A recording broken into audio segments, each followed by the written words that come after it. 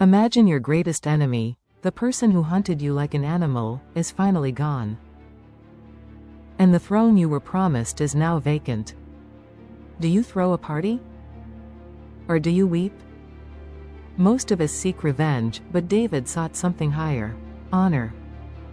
You will learn the secret of what made David great, and how to apply this principle to your own life. David had just returned from a grueling victory against the Amalekites. He was exhausted, his men were weary, and the weight of a decade on the run hung heavy on his shoulders.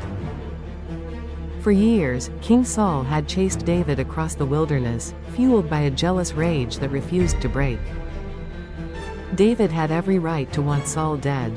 He had been anointed by the prophet Samuel as the rightful king. Yet he lived as a fugitive. But David understood a secret that many of us forget: the timing of the promise belongs to God. He wouldn't reach out and grab what God had not yet handed him. On the third day, a man stumbles into camp, clothes torn, dust on his head. But in his hand, he carries something that glitters in the sun: a golden crown, a royal armband. He falls at David's feet, panting out the news: the army has fled. Saul and Jonathan are dead. David's heart stops, because his soul is tethered to his brother Jonathan and his respect for the office of the king. He questions the messenger. How do you know? He claims he found Saul dying on Mount Gilboa and, at the king's request, delivered the final blow. He presents the crown like a trophy, expecting a reward, a promotion, a thank you for removing the obstacle to David's destiny. But the atmosphere shifts. There is no cheering. There is no celebration. Instead, a sound rises from David's throat that chills the messenger to the bone. David and his men collapse into deep mourning. They weep. They fast. They lament until the sun goes down. Why? Because David didn't see a dead enemy. He saw the fallen, anointed of the Lord. He saw the tragedy of a man who started well but finished poorly. David's devotion wasn't to Saul the man, it was to God the appointer. To David, if you strike the leader God put in place, you are striking at the heart of God's sovereignty. As the sun sets, David turns to the messenger.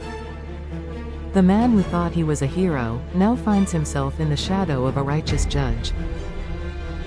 Why were you not afraid to kill the Lord's anointed one? David asks. In an act of swift justice, David orders the man's execution. It was about setting boundaries. David was sending a message to all of Israel: we do not build our future apart from God's will. We do not climb the throne by stepping on God's anointed.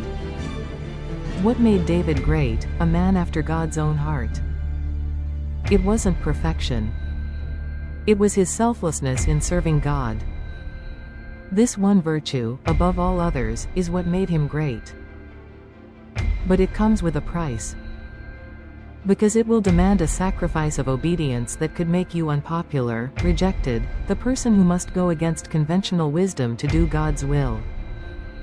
Are you willing to pay the price, because that is the cost of greatness, selfless service to God? The reward is far greater than the cost: a crown of life, with joy unspeakable and full of glory. David shows us that respect is a reflection of your character. It reveals who you are.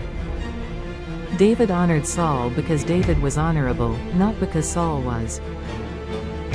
He refused to snatch the crown, instead, he waited for God to place it on his head. So we see that faithfulness means honoring God's timing. In a world that tells you to get yours, and to cancel your enemies, David stands as a beacon of light. He reminds us that true power is found in the ability to weep for a fallen foe and to trust that God is the one who fights your battles. Live with David's heart, honor God, trust his anointing, and let God be the one to crown you. He is faithful. If this video blessed you, simply like and subscribe, because it helps our message reach more souls. God bless you as we partner in the Great Commission.